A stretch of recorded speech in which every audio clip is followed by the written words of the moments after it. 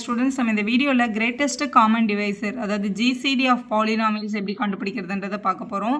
நார்மலா நம்பர்ஸ் கொடுத்துட்டு GCD கேட்டா எப்படி போடுறதுன்னு நம்ம எல்லாருக்குமே தெரியும். பார்க்காத ஸ்டூடெண்ட் ஆல்ரெடி இதோட வீடியோ அவைலபிளா நம்ம சேனல்ல இருக்கு, பார்த்துக்கோங்க. இப்போ ரெண்டு polynomials கொடுத்துட்டு இதோட GCD என்ன, அதாவது greatest common divisor இவங்க ரெண்டு பேருமே டிவைட் பண்ற ஒரு ஃபேக்டர் என்னன்றதை கண்டுபிடிங்க அப்படின்னு கேட்கறதா அர்த்தம். இந்த மாதிரி क्वेश्चन ஆன்சர் பண்றதுக்கு முதல்ல ரெண்டு பேரோட டிகிரியையும் கம்பேர் பண்ணுங்க. டிகிரினா ஹையஸ்ட் பவர்னு அர்த்தம். இந்த பாலினாமியலோட ஹையஸ்ட் பவர் 4, இந்த பாலினாமியலோட ஹையஸ்ட் பவர் வந்து 3 இருக்கு. இதில் ஹையஸ்ட் பவர் யார் இருக்காங்களோ அவங்கள டிவைடண்டாகவும் லீஸ்ட் பவரை வந்து டிவைசராகவும் யூஸ் பண்ணி முதல்ல டிவைட் பண்ணுங்க. ரிமைண்டர் 0 வர வரைக்கும் இந்த ப்ரொசீஜர் நம்ம ஃபாலோ பண்ணுவோம். இங்கே பாருங்க, இதில் இன்னொரு விஷயம் என்ன அப்படின்னா, நம்ம உள்ள டிவைடண்ட் எழுதும்போது power 4, power 3, power 2, power 1 constant எல்லாமே இருக்கான்னு பார்த்துக்கணும். அப்படி ஏதாவது மிஸ் ஆயிருந்தால் 0 போட்டுக்கணும். இதில் எக்ஸ் ஸ்கொயர்ன்ற டேர்மே இல்லாதனால 0 எக்ஸ் ஸ்கொயர்னு கண்டிப்பாக எழுதிக்கோங்க. இது டிவைசரில் ஃபில் பண்ணணும்னு அவசியம் இல்லை, கண்டிப்பாக டிவைடண்டில் ஃபில் பண்ணிவிடுங்க. இப்போது மல்டிப்ளிகேஷன் ஸ்டார்ட் பண்ண போகிறோம்.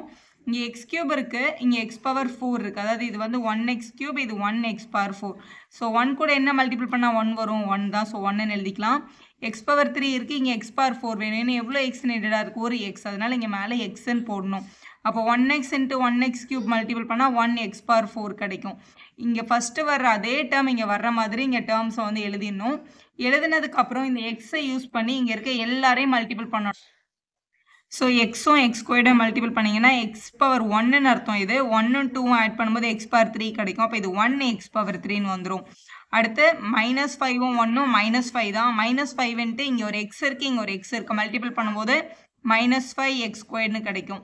அடுத்து 3 1s are 3, இங்கே ஒரு எக்ஸ் இருக்குது, அதனால் 3x, அதனால் இங்கே ப்ளஸ் 3xன்னு எழுதிக்கோங்க. எப்போவுமே இந்த முதல் நம்பர் நம்மளுக்கு கட் ஆகணும். ரெண்டுமே ப்ளஸில் இருந்தால் கேன்சல் ஆகாது இல்லையா? நார்மலாக நம்ம டிவிஷனில் மைனஸ் தான் பண்ணுவோம். ஸோ அதனால் இங்கே ரெண்டாவது இருக்க நம்பர்ஸ் எல்லாத்துக்கும் சைன் சேஞ்ச் பண்ணிக்கோங்க. அப்போ இது மைனஸ் ஆகிடும், இதுவும் மைனஸ் ஆகிடும். இது மைனஸில் இருக்கிறதுனால ப்ளஸ்ன்னு போடணும், ப்ளஸில் இருந்தால் மைனஸ்ன்னு போடணும். ஏன் இந்த சைன் சேஞ்ச் பண்ணணும்னா, ஆக்சுவலாக நம்ம இதை மைனஸ் பண்ணுறோம், நம்ம மறந்துடுவோன்றதுனால தான் இந்த சைன் சேஞ்சு கீழே எழுதிக்க சொல்கிறேன். இது ரெண்டுத்தையும் கேன்சல் பண்ணிடலாம். ஏன்னா +1 -1 0 ஆயிருக்கும். இங்கே 3 -1 பண்ணால் நமக்கு 2x கியூப்னு கிடச்சிரும். இதில் பிக் நம்பர் சைன் ப்ளஸ் தான். ஸோ இங்கே +2x கியூப் தான். இங்கே 0ன்றதுனால இதுக்கு வேல்யூ இல்லை. அப்போ ரிமைனிங் +5x ஸ்கொயர்டு தான் இருக்குது. +5x ஸ்கொயர்னு எழுதிக்கோங்க.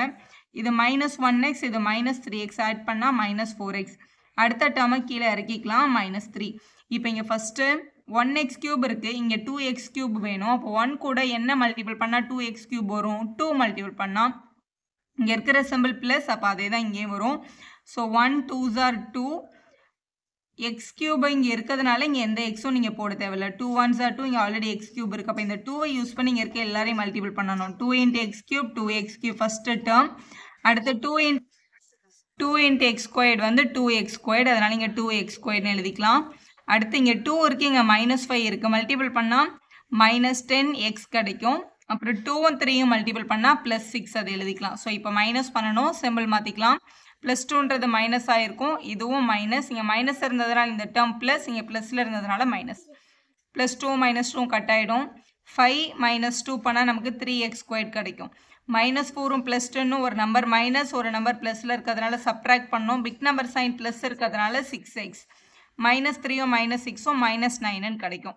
இப்போ இங்கே எக்ஸ் கியூப் இருக்கா, ஆனால் இங்கே எக்ஸ் ஸ்கொயர்டு வந்துருச்சு. அப்போ டிவைசரை விட சின்ன நம்பர் வரதுனால இதுக்கு மேலே இதை நம்ம என்ன பண்ணக்கூடாது, கண்டினியூ பண்ணக்கூடாது. நம்ம இங்கே ஸ்டாப் பண்ணிக்கிறோம். ஆனால் ரிமைண்டர் வந்து என்ன கிடைக்கல, 0 கிடைக்கல. அப்போ இதை வந்து ஃபர்தராக இன்னொரு டிவிஷனுக்கு கண்டினியூ பண்ண போகிறோம். கண்டினியூ பண்ணுறதுக்கு முன்னாடி இந்த மாதிரி கிடைக்கிற ரிமைண்டரில் ஏதாவது காமன் டேர்ம்ஸ் இருந்தால் அதை வெளியில் எடுத்துடலாம். இப்போ இதில் 3 6 9 இருக்குது, எல்லாத்துலேயுமே 3 டேபிள் காமனாக இருக்கிறதுனால அதை வெளியில் எடுத்துக்கோங்க. அப்போ பேலன்ஸ் இதுக்குள்ளே எக்ஸ் ஸ்கொயர்டும், இங்கே 2xம், இங்கே -3யும் இருக்கும். இப்போ இதுதான் நம்மளோட ரிமைண்டர். நம்ம பாலினாமியல் மட்டும் எடுத்துகிட்டு போய் டிவிஷனுக்கு எடுத்துகிட்டு போகலாம்.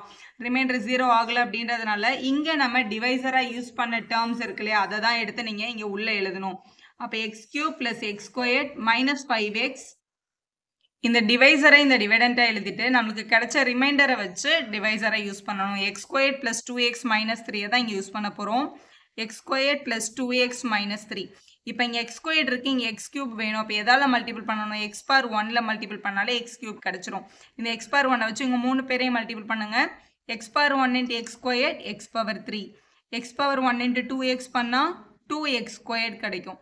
இங்கே -3 இருக்குது, இங்கே எக்ஸ் இருக்குது, அப்போ -3xன்னு கிடைக்கும். ஸோ முதல்ல சைன் சேஞ்ச் பண்ணிவிட்டு சம்ம ப்ரொசீட் பண்ணுங்கள். +2 -2 ஆகிடும், மைனஸ் ப்ளஸ் ஆகிடும். +1ம் -1ம் கேன்சல் ஆகிருக்கும். இது 1, இது -2. ஸோ ப்ளஸும் மைனஸும் மைனஸ் பண்ணால் 1 தான் வரும். பிக் நம்பர் சைன் மைனஸ் இருக்கிறதுனால -1x² கிடச்சிருக்கும். -5ம் +3யும் -2 பிக் நம்பர் சைன் தான் எழுதணும்.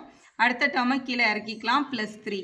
இப்போ பாருங்கள், இங்கே x² இருக்குது, இங்கே -1x² வேணும். அதனால் x² கூட -1 மல்டிபிள் பண்ணால் தான் -1x² வரும். இங்கே இருக்க அதே டேர்ம் கீழே வர்ற மாதிரி பார்த்துக்கோங்க.